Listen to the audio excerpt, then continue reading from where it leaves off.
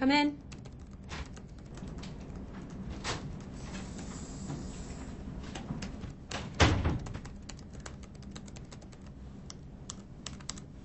Hi, Carmen. Hi. Take a seat. Okay. Thanks. I'm sorry we haven't had a chance to sit down and talk for more than a couple of minutes. I've been incredibly busy. But I guess having more work for our group is a good problem to have. Yeah, we've got a lot going on in our little group. So how's the project coming along? I'm eager to see how we're doing against that deadline in a couple of weeks. It's a critical milestone for this project. Well, I'd like to say that we're moving along a little more smoothly, but we're a little bit behind. I had to take a few personal days last week, and it put the group a little bit behind. What does a little bit behind mean? I mean, how much behind? And why am I just hearing about this now? We're about 4 days behind. I would have told you sooner, but like you said, you've been so busy, and I didn't have a chance to get in contact with you. I thought we'd be able to make it up this week, but it just hasn't worked out. Carmen, you seem unconcerned about this deadline. Do you realize that the rest of the project is hanging on our being able to do this on time? Of course I do, but everyone's overworked at the moment, and no one can put in more time. I personally can't put in any more time because I told you I've got a personal obligation that I have to take care of. You know, it seems that I've heard this from you often. I know the environment is a pressured one, but it seems that you have a tendency to protect your time more than the other leads I work with. I mean, I'd like to say that I don't want to take home work either, but if a deadline is here, we have to meet it.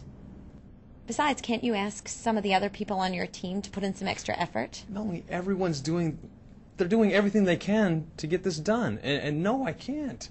I can't possibly go to anyone else on my team and ask them for more time.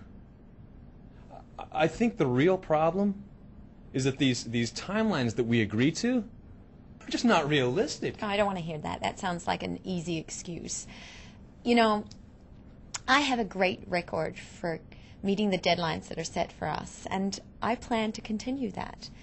I know it's not always easy, but I happen to care about the clients. You just don't want to be tough on your team.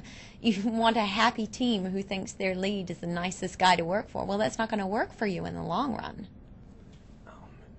Melanie, I've told you several times that this project has not been going as smoothly as we expected. You know, as soon as we get caught up or maybe even a little bit ahead of the pace, then we're asked to make some small change to help meet client expectations. But even a small change requires us verifying whether we need to reword something or rework something, and it's just not that simple. But all the changes so far have been within the scope that we agreed to, so that's just part of the job.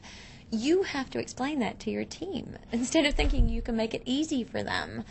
I mean, you're the one that's being unrealistic if you think it can be any different. It may be. But I'm telling you that this is not going to work. Look, I'm just trying to be helpful.